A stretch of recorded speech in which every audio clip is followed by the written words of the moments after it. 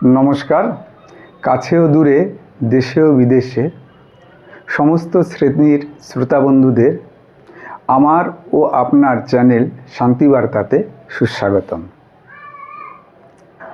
আজকের যে আলোচনার বিষয় সেটা একটা জিজ্ঞাসা, ছোট্ট জিজ্ঞাসা। আপনি কি সুস্থ থাকতে চান? যদি আপনি সুস্থ থাকতে চান তাহলে এখন যে কথাগুলি বলবো এগুলো মেনে চলার চেষ্টা করবেন। তো এক এক করে নিয়মগুলো আপনাদের সামনে উপস্থাপন করছি। যদি আপনি সুস্থ থাকতে চান, যে কোনো বিষয়ে আপনি চিন্তা কম করবেন। ঘুমটা যেন পর্যাপ্ত পরিমাণে হয়, রাত্রি 10টার আগে ঘুমোতে হবে এবং সকালে ব্রহ্ম মুহূর্তে 4টে থেকে 4:30-এর ভিতরে উঠে যেতে হবে। তারপরে 10 থেকে 15 মিনিট ফ্রি হ্যান্ড এক্সারসাইজ করতে হবে। এটা নাম্বার 1। এই নিয়মটা মানতে হবে আপনাকে যদি সুস্থ আপনি জীবনযাপন করতে চান। 2 নম্বর, রাগ জলের মতো করিয়ে দিতে হবে। রাগ কমাতে হবে এবং হাসতে হবে বেশি। তো 1 নম্বর পয়েন্টে কি বললাম? চিন্তা কম করবেন। রাত্রে মোবাইল দেখার পরে বিছানায় শুয়ে আছেন, মোবাইল বন্ধ করে পাশে রেখে চিন্তা করবেন না, ঘুমিয়ে পড়ুন। 7 থেকে 8 ঘন্টা আপনার ঘুমানো উচিত। 1 নম্বর পয়েন্টের দিকে খেয়াল রাখবে। 2 নম্বর হচ্ছে রাগ করা যাবে না, রাগ কম, হাসি বেশি। একা থেকে কারণে অকারণে হাসুন না। ব্রেনের কিন্তু চোখ নেই। আপনার বাহির অঙ্গের যে প্রকাশ, বহিঃপ্রকাশ, মুভমেন্ট, ফেস মুভমেন্ট বা ফেসের যে আপনার এক্সপ্রেশন, ওইটাই কিন্তু ব্রেনে যায়। সাবকনসিয়াস মাইন্ড বুঝে নেয় যে মানুষটা সুখে আছে, তখন আপনাকে সুখের ওই জিনিসটাই সাপ্লাই দেয়। যেমন আমরা দেখি না মোবাইলের ডিসপ্লেতে, ফ্লিপকার্টে কোনো ইকুইপমেন্ট, কোনো পণ্য যদি আমি একবার সার্চ করি আমরা, সেইটাই বারবার আসতে থাকে অটোমেটিক্যালি। তদ্রূপ ব্রেনটাও আপনি যেটা ভাববেন, যেটা চিন্তাভাবনা করবেন, সেইটা সেই দিকেই আপনাকে অগ্রসর করাবে। সুতরাং রাগ করবেন না কোনো বিষয়ে। বেশি বেশি হাসুন যদি বেশি দিন বাঁচতে চান। অবশ্যই বাঁচুন এই প্রার্থনা করি, হ্যালি করলাম মাত্র। এবার 4 নম্বর পয়েন্টটা কি আছে? 4 নম্বর পয়েন্ট হচ্ছে কথা কম, কাজ বেশি। কথায় বড় হয়ে লাভ নেই, কর্মেই বড় হন। বেশি কথা বললে আপনার এনার্জি লস হবে। আপনি কোনো ব্যবসা শুরু করতে চাইছেন, সেটা সবার কাছে জনে জনে বলার কোনো প্রয়োজন নেই। তো আপনি সেটা সুপ্ত রাখুন, আপনি কর্মের মাধ্যমে সেটাকে প্রস্ফুটিত করুন। সবাই দেখে আপনাকে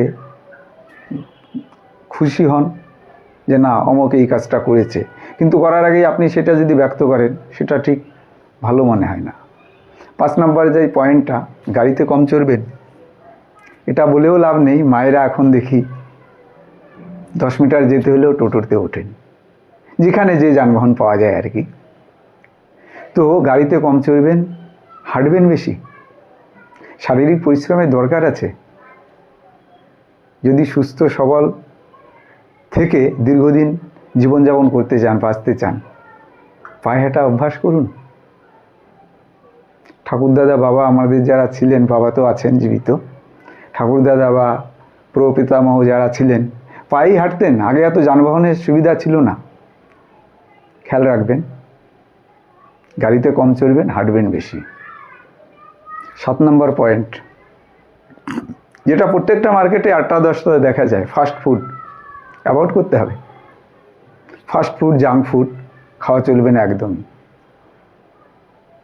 পুষ্টিকর এবং যখন যে সিজনের যে সবজি, সেগুলো পর্যাপ্ত পরিমাণে খান। সবুজ শাকসবজি খান, ফাইবারযুক্ত ফল খান, যখন যে ফল পাওয়া যায়। ফাস্টফুড একদমই অ্যাভয়েড করুন। ফাস্টফুড থেকে পেটের বহু রোগের সৃষ্টি হয়।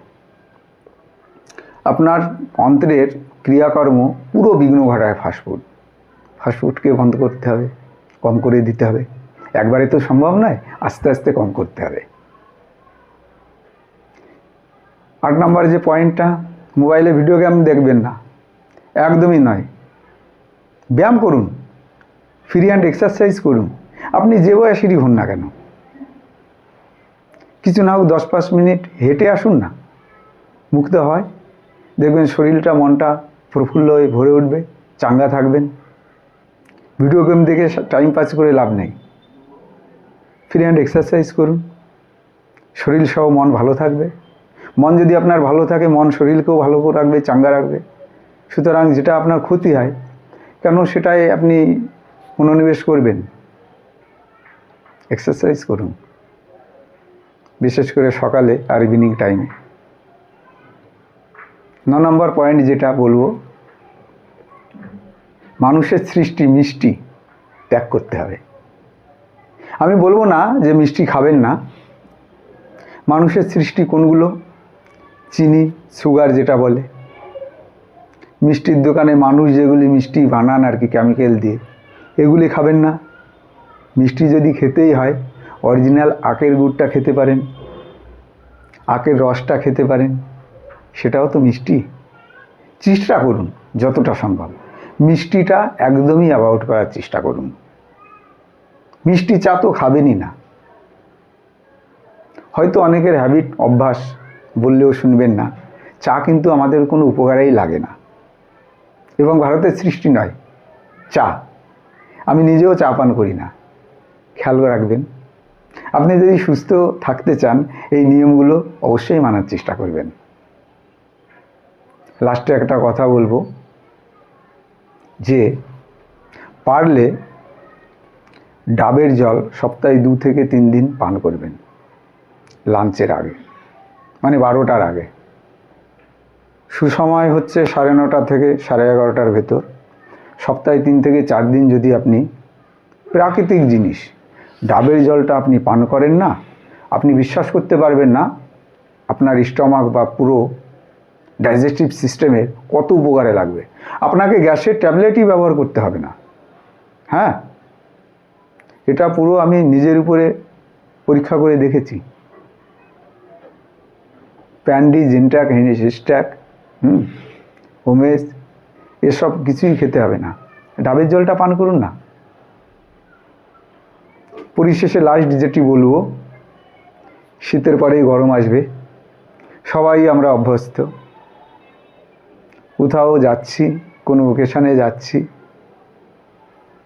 বাড়িতে কোনো আনুষ্ঠানিক অনুষ্ঠান, অফিসে কর্মক্ষেত্রে কোনো পার্টি, কোল্ড ড্রিঙ্কস না বন্ধু, কোল্ড ড্রিঙ্কস কোনো উপকারে লাগে না, ত্যাগ করুন। জল পান করুন। কোল্ড ড্রিঙ্কসের পয়সা দিয়ে একটু ভালো কোয়ালিটির জল না হয় কিনে আনুন না, নাই ডাবের জল খান। একটা ডাবের দাম কত? 40 টাকা, 50 টাকা। আখের রস খান, সস্তা এবং উপকারী। কোল্ড ড্রিঙ্কস কোনো কাজে লাগে না, ক্ষতি। সুতরাং যে পন্থা বা যে নিয়মগুলো বললাম, আশা করি মেনে চলবেন। চলুন এই প্রার্থনাই করি, আমার এই উপস্থাপন বা ভিডিওর কথাবার্তা বা এই জানকারি যদি আপনার বিন্দুমাত্র উপকারে লাগে, নিজেকে আমি ধন্য মনে করব। অনেক ব্যস্ততার ভেতরে ওই ভিডিওগুলো তৈরি করি আমি। আগেই বলেছি আমি একটা কর্মের সঙ্গে যুক্ত আছি, তথাপিও চেষ্টা করি। আমি খুবই মানুষপ্রেমী মানুষ, মানুষকে ভালোবাসি, তাই আপনাদের সামনে সামান্য উপস্থাপন। যদি আপনাদের ভালো লাগে, আপনাদের প্রিয়জন বন্ধুবান্ধবদের কাছে শেয়ার করবেন, সাবস্ক্রাইব করে লাইক করতে ভুলবেন না। সবাই সুস্থ থাকুন, ভালো থাকুন, এই প্রার্থনা করে আজ এখানেই ইতি টানছি। নমস্কার।